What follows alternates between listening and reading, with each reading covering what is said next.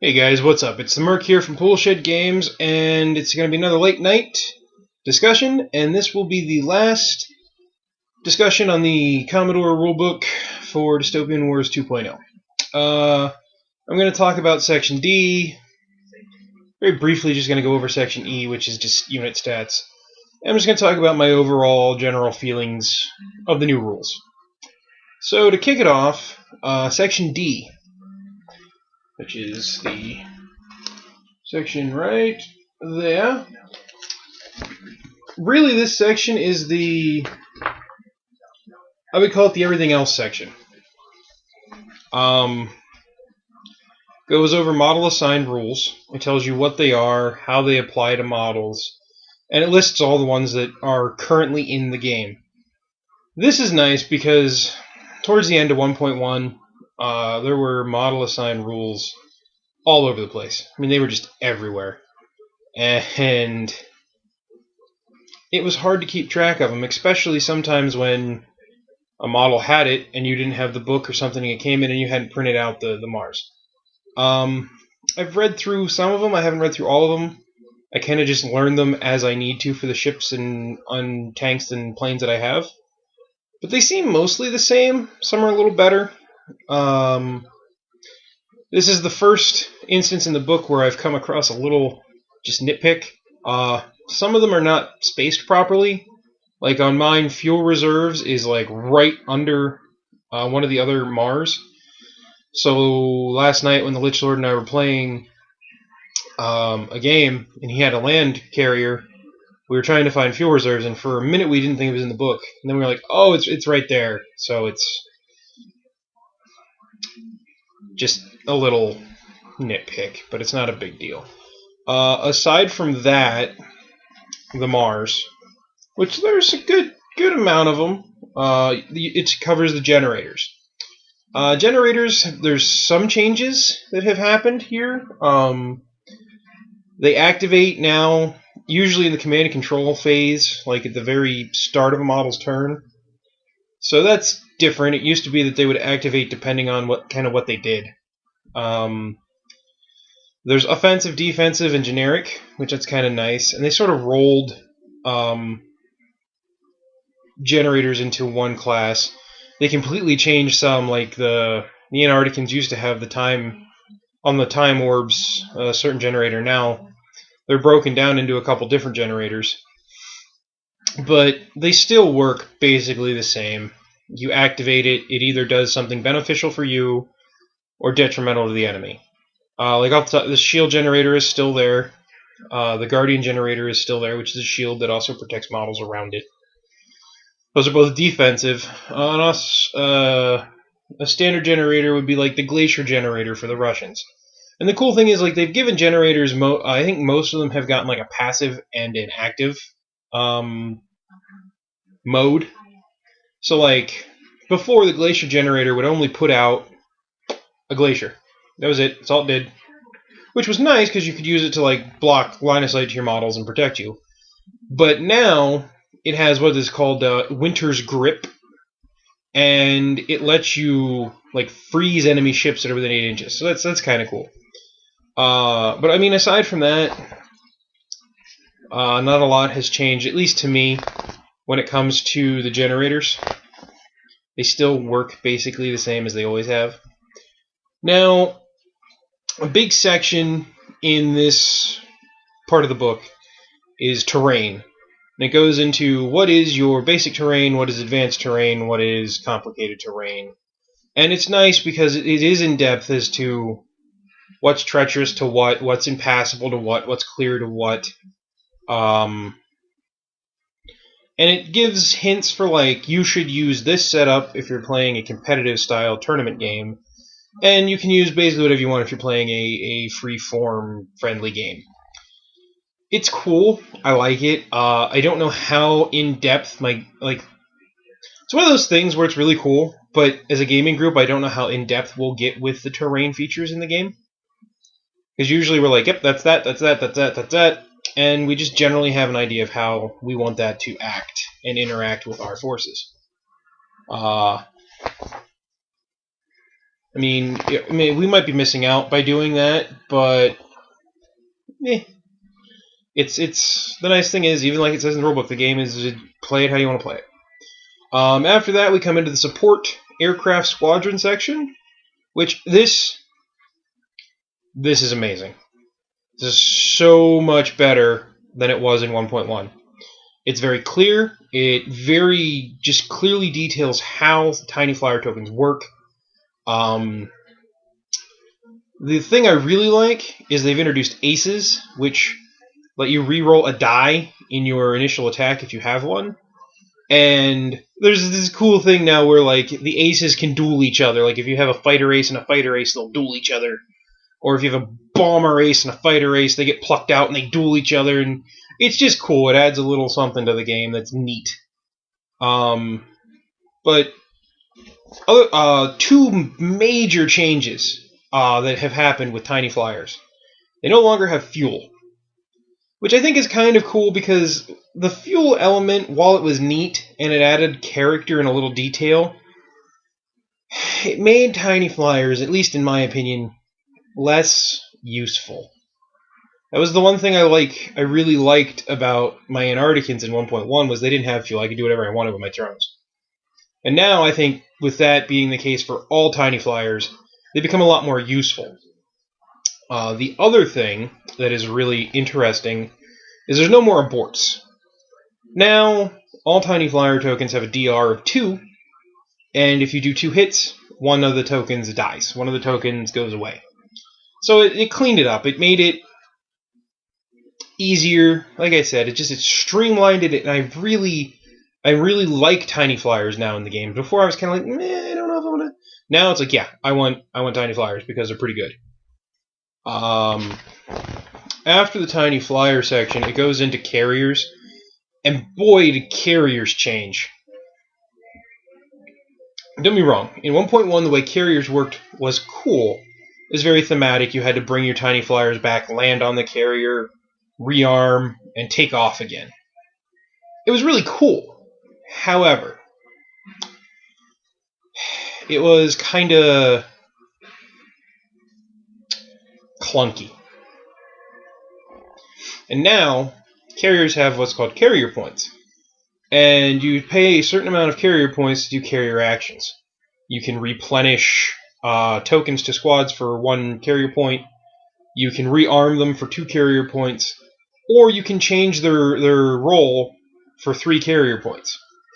And what's nice is the unit of tiny flyers only has to be within 4 inches. Though it should be noted that it says that carrier models can't perform this on the air support you get for free, which makes sense. And I need to reread that to make sure that that's clearly what it is, but it's the way it seemed to me as I was reading it. But I really do like the way carriers work now. I might actually, I tried the Nostromo in the last naval game we played, and I generally thought that the Dudinka, which is the assault carrier for the Russians, was going to be a lot better, but having 9 carrier points is a big deal. So I like that. I guess the other thing that should be said is as you lose hull points, every 2 hull points you lose a carrier point. Which represents flight decks being crushed, flight crews being disordered. I think it's a nicely balanced mechanic. I really like what Spartan Games has done with carriers and the tiny flyer tokens. Now, after the support aircraft, you move into robots. And again, this is nice because they put everything you need to know about robots in one section. And it used to be kind of all over the place. Robots are really great for boarding now. And it's not so much boarding, it's that they go up to whatever they're attacking and just rip it to pieces. So robots got really cool. Not huge changes there. Nothing that really stood out to me. I mean, the one thing that is kind of nice is now when you board a model with a robot, that model doesn't get to board you back.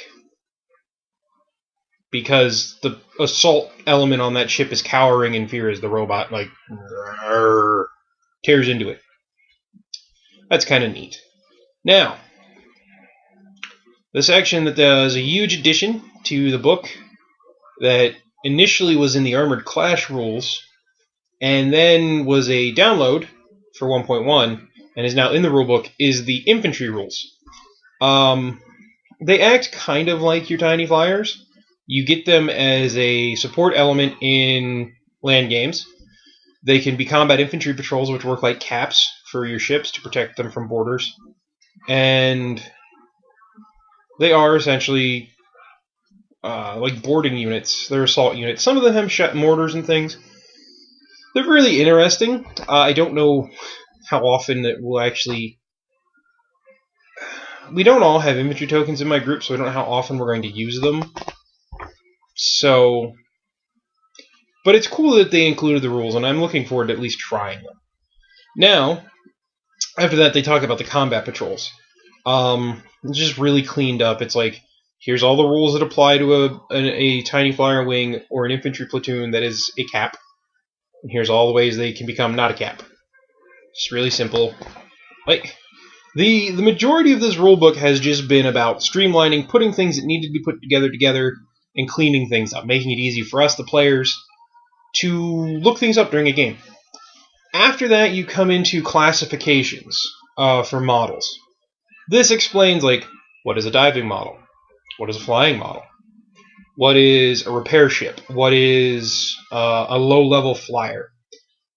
It's just gathered up a bunch of rules and put them in one place. Nothing really new. It just cleaned it up.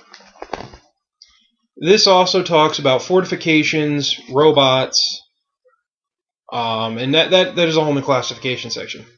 They also include in the Commodore edition. I haven't looked at the Admiral's edition because we've given it to one of our players in our group. They include all the core nation Commodore rules, because now Commodores can each nation's Commodore does something specific for the nation. They have like 2 abilities, and those are all included in the book. So if you have the book, you can just look at that instead of printing it out, which it's nice for quick reference, and it's nice to know what your enemy's Commodore can do in a game. They talk about alliances, like if you want to take an alliance nation in your fleet, what kind of points you can spend on that. They talk about mercenaries. They don't give any stats, but what I think is really cool, what I'm really looking forward to when the Free Nations book comes out, and I think where all the mercenary stats will be, is there's a chart with all the different mercenaries, and I don't know if you guys can read the names, but there's mercenary companies there we haven't even seen or heard about yet. Like Garibaldi's Legion, the Order of Honorable Gentlemen, and the League of Crimson. For me, that's really cool. I like the idea of mercenary fleets and land forces in this game, and both the fleets they've put out for the Merc so far, the Black Wolves and the Honorable Eclipse Company, have really tempted me so badly. And if they, some of these ones that they're putting out might be enough to make me just break down and buy them. And I think that's really cool. The last part, I want to say, the last part of this book, of this section, is great for my gaming group, and it might be great for your gaming group too, because it goes into playing multiplayer games. I don't know about you guys, but my gaming group has 4 people normally that we play, actually 5, 4 to 5, that play Dystopian Wars and Dystopian Legions together. And it goes into telling you kind of how to tweak the game just that little bit to make it work. And granted, most of the stuff we do already. Like, it says, break all the players down into 2 even sides. And we do that, and if we can't break down into even sides, it's just we make even points. And it talks about how to, instead of each player taking 1 activation per turn, like, instead of one side doing 1, and then the other side doing 1, it talks about, each player on the side takes an activation. Well, we already did that. But it's cool that they go into detail for that. And it's also kind of cool that, like, they tell you you don't get local air support in multiplayer games. I don't know why, but you don't. I just think it's neat that they throw that in there, and they talk about using the objective markers in multiplayer games. as kind of an added bonus. So, you know, good on you, Spartan Games. I think it was nice that you threw that in there. That's the last of the rules sections of the book. I'm not going to get into the stats because all the stats are up online, and the only stats in this rulebook are for the new battle groups that are coming out. So, I mean, if you were looking for stats in your rulebook, you get some here, but it's not in any way inclusive of everything in the fleet. For that, you need to go onto their website currently and just download for free, which, why would you complain about that? The stats. I don't know when, but in the future, I was right, by the way. It's fun to be right once in a while. They will be releasing army books, because in the Chinese fleet stat download, there is an addendum, little asterisk note, that says this model has not been released yet, but it will be released with the Imperial Bond army book. So that means we're going to see a Grand Coalition army book, an Imperial Bond army book, and a Free Nations army book. At least that's my prediction, which I think is great. I will snap up at least the Grand Coalition and the Free Nations one because I have armies for both of those groupings. And I'm hoping there'll be a lot more fluff and a lot more background and just lots of neat things. And currently, as it stands, the stats for models are in flux. They're tweaking them, they're adjusting them, they're updating them. Once those army books come out, it'll be hammered out and it'll be final. So that'll be cool too. But that is the overall review that I have for the Dystopian Wars 2.0 Commodore Edition Rulebook by Spartan Games. Overall, I'll just tell you my feelings on this book. I got it on accident. I didn't even order this. I had ordered another book and I got this instead. However, this book is fantastic. It might be one of my favorite rulebooks that I have cracked open in quite a while. I think the layout for Spartan Games, who have in the past struggled slightly with the layouts of the rules, is really good. I think the rules are clear, they're easy to find, and the little dangly whatnot where you can mark the page you want is also very nice. And the one thing I will point out, I will show you guys, which is past the model stats, is there is a 2-page reference guide in the back of the book, which is super helpful. And I mean, the Lich Lord and I were using that quite a bit Friday in our last 2 land games of the month. Actually, I'm going to mark that for myself. So overall, I would give this like 4.5 stars out of 5. I won't give it full 5 because there are some editing errors, which, you know, could have been avoided if they would have just taken a little bit more time to edit it. But all in all, it's a great product. And I think it's well worth the price. And I'm glad I have it because I was going to generally be happy with the Admiral's Rulebook edition. But since I got this one, I'm so glad I did. Hopefully, you guys have liked this video, and you've liked this series. You've liked us, well, me specifically, but us here at the channel sitting down and just kind of taking apart the rules.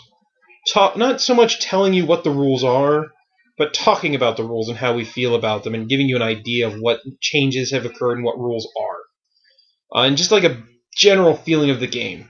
I think from now on we're going to do this for every game we play. So next month is Drop Zone Commander month. The Lich Lord and I are going to sit down and just take that book apart. With both of us doing it, one of us might focus on the fluff and background elements, the other on the rules. Just however that works out. But if you guys have liked this video series, leave a comment below, tell us what you thought. Give us a thumbs up, subscribe, share us with your friends. It helps us out a lot here. And we'll see you next time here at Poolshed Games.